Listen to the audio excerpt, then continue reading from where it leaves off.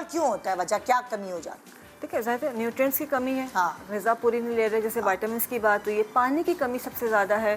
फिर जो एक नॉर्मल रूटीन के मुकाबले में जो है वो स्टाइल चेंज हो जाता है, नींद पूरी नहीं हो रही है, आपने ऑयलिंग इतनी नहीं हो रही है, तो वो उसकी वजह से जो ख़वातीन है वो घर के कामों में इतना बिजी होती है कि वो अपने आप को तवज्जो नहीं दे पाती कि सहरी पे भी उठना है, इफ्तारी भी करनी है, खाना भी करना है, तो ऑयलिंग नहीं कर रही हैं, विटामिन्स का इंटेक नहीं हो रहा है, पानी की कमी हो रही है, तो उसकी वजह से जो है आपका बाल बहुत रफ डैमेज होता है, जिसकी वजह से और डैंड्रफ होती है, तो फिर आपका हेयर फॉल शुरू हो जाता है। उसमें भी आपको जो हम सब चीज़ें बता रहे हैं, आपको रमज़ान में थोड़ा सा टाइम अपने लिए निकालना है, चाहे वो रोज़ाना का आधा घंटा ही हो, डिफरेंट टाइमिंग्स के अंदर 5 मिनट निकाले, फिर 10 मिनट निकाले, लेकिन अपने आप को भी टाइम देना है, क्योंकि फिर ईद से एक दिन पहले सब कुछ नहीं हो सकता। फिर होगा कि जी अब सब कुछ कर लें तो वो नहीं हो पाएगा, तो अभी से शुरू करेंगे, तो सिर्फ एहतियात करेंगे तो वो चीज़ें ख़राब नहीं होंगी।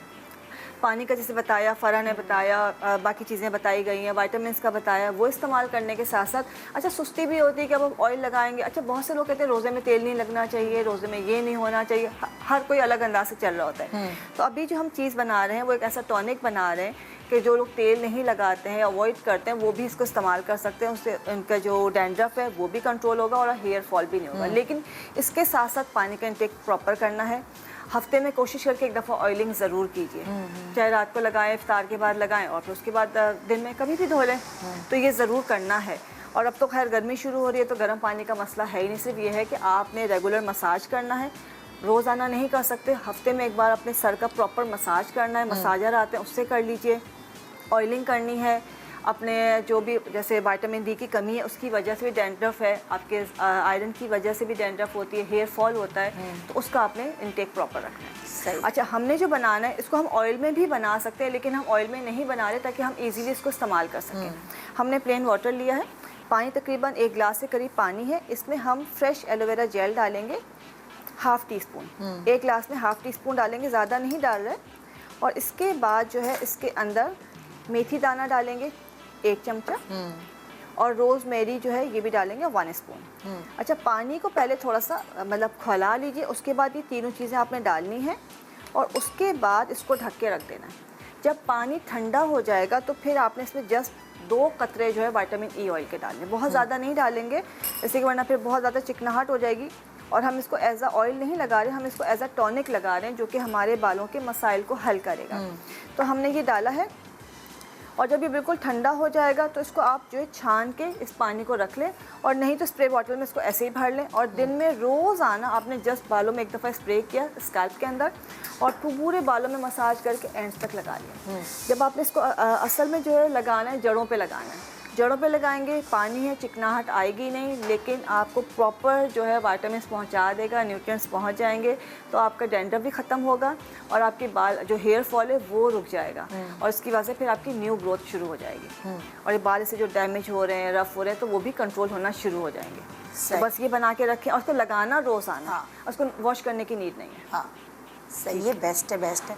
अच्छा देखिए मैंने अक्सर देखा है ग़िज़ा की कमी की वजह से, न्यूट्रिएंट्स की कमी की वजह से मुझे खुद फील होता है जैसे छाइयाँ सी हो रही हैं, या मतलब ईद पे फील होता है जी, बिल्कुल, क्योंकि एक तो मैं रात को जाग भी रही होती हूँ, जाहिर है नींद भी नहीं पूरी हो रही होती, मुझे समझ नहीं आता कि क्यों छाइयाँ हो गई, मतलब धूप में भी इतना नहीं है। बिल्कुल। तो अगर आप जाहिर है अगर हमारा रूटीन ऐसा है, हम सहरी करके सो रहे हैं, तो 6 घंटे की भी नींद नहीं मिलती, मुझे लगता है 4 या 5 घंटे की नींद मिल पाती है मुश्किल से। बिल्कुल ऐसे ही है। और उसके बाद जब आप सुबह उठते हैं तो धूप में भी कम ही निकल रहे होते हैं कि बच्चा अवॉइड करें, अपना इबादत ज़्यादा करें, बाज़ार वगैरह अगर कभी निकलना हो तो मैं निकलती हूँ, लेकिन जब मैं ईद के करीब होती हूँ तो मुझे फील होता है कि मेरे ना जैसे पिगमेंटेशन हो रही है, बहुत छाइयाँ सी हो रही है। बिल्कुल। बहुत सारे लोग मुझसे मुत्तफिक होंगे इस हाँ बिल्कुल ऐसे ही होता है, क्योंकि हमारा किचन में काम भी ज़्यादा बढ़ जाता है, स्किन पे तवज्जो भी कम हो जाती है। ये आप सही कह रही हैं, हम फ्राई कर रहे होते हैं चीज़ों को चूल्हे के सामने, वो गर्मी, वो गर्म तेल जो है उसकी भाप, बिल्कुल ऐसे इस वजह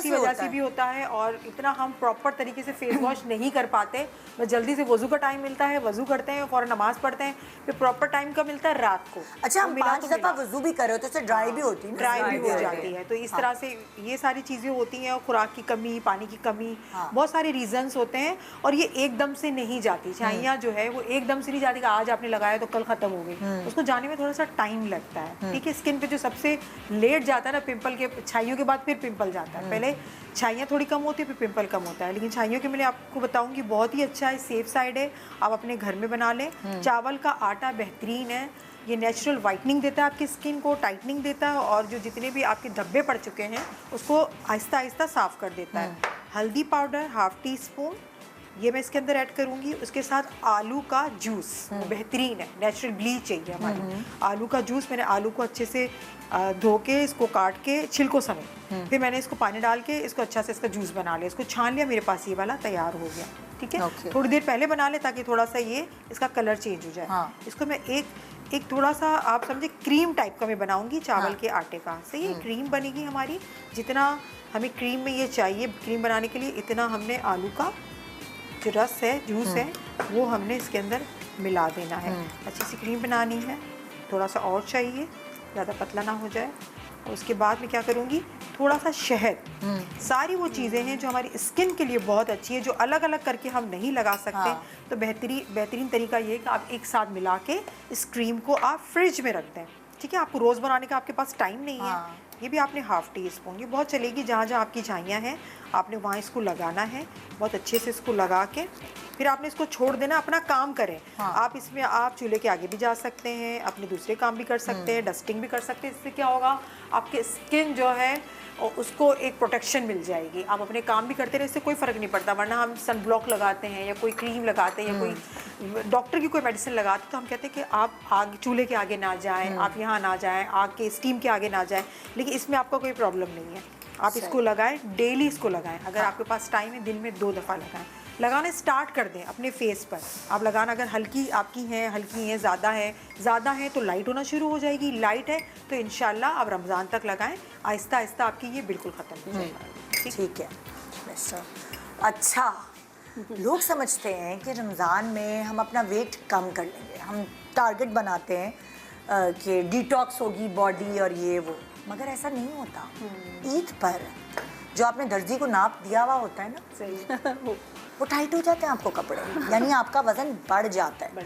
जबकि हम तो 2 मील्स खा रहे हैं भाई, रोजे रख रहे हैं, अफ्तारी कर रहे हैं, सहरी कर रहे हैं। ये एक गलत फहमी होती है हमारी, और हमारा वेट बढ़ जाता है। वेट क्यों बढ़ता है, नंबर 1 सवाल। नंबर 2, अगर वेट बढ़ रहा है तो उसे घटाएं कैसे?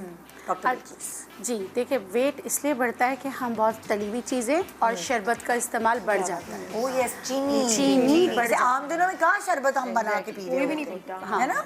नहीं, शरबत ज़्यादा पी रहे होते हैं, और जो लाते हैं शरबत उसमें भी चीनी हम डालते हैं। ठीक है, उसमें मज़ीद चीनी ऐड करते हैं ना, जिसमें चीनी तो है, मज़ीद चीनी। तो ये जो मतलब लाइक मोटापे की जड़ एक्चुअली शरबत और तली हुई चीज़ें। हालांकि बेसन का जो बैटर है वो आपका वेट लूज कर सकता है, अगर आप उसकी रोटी बना के खाएं, जिसे चीला कहते हैं। वो वेट रिडक्शन में आपकी हेल्प कर सकता है, अगर उसमें ऑयल ना हो तो आप खाएं तो वो आपके लिए अच्छा है। लेकिन हम उसको तल लेते हैं ना, फ्राइड आइटम हमारे बढ़ जाते हैं। और फिर जो है एक्सरसाइज बहुत सारे लोग नहीं करते, तो इस वजह से आपका वेट बढ़ जाता है। तो इसके लिए अगर आपका वेट बढ़ गया है, वैसे ही अगर मिसाल के तौर पे रमज़ान के बाद भी आप इसको कर सकते हैं, जिनका वेट स्टक हो गया है, चाहे वो हार्मोनल पेरीमेनोपॉज में चले गए तो आपका वेट स्टक हो गया है। देखिए, आपके 3 वो होते हैं ना, जैसे अगर ऊपर का यहाँ मैदे से यहाँ का है तो इसका मतलब ये वाला आपका बाहर आ रहा है पेट, तो इसका मतलब क्या है कि आपका मैदा ख़राब है। ये अगर बीच वाला है तो कॉर्टिसोल लेवल बढ़ रहा है, और हार्मोनल प्रॉब्लम भी होती है अगर ये। हाँ बिल्कुल, बीच वाला है तो ये 2 तरीके के, एक तो आप ग़िज़ा जो है ना अपनी मर्ज़ी का खा रहे हैं, लेज़ीनेस है, और अगर ऐसा टमी होता है ना नीचे से अगर निकल रहा होता है तो वो हार्मोन्स का भी होता है। अच्छा, अक्सर तो जब मेरे साथ ऐसा होता है, तो जब मैं शुगर एलिमेंट्स ज़्यादा खा रही होती हूँ तो मेरा लोअर एब मुझे बढ़ावा लगता है। जब मैं डाइट पे जाती हूँ, इन द सेंस कि मैं कॉन्शियस खाना खा रही होती हूँ, तो फिर मेरा सबसे पहले मेरा लोअर एब जाता है। बिल्कुल ये क्या चक्कर है? बेसिकली यूट्रस होता है ना लोअर डाउन, तो uterus is directly related to your insulin level. हाँ बिल्कुल। तो इंसुलिन हाई होगा तो आपको यूट्रस प्रोट्रूडेड लगेगा, बाहर निकला हुआ लगेगा। और इंसुलिन अगर आपका नॉर्मल है, आप एक्सरसाइज करिए तो कोर इंगेज लगता है, अंदर लगता है मसल, आपको ना टाइटनिंग फील होती है।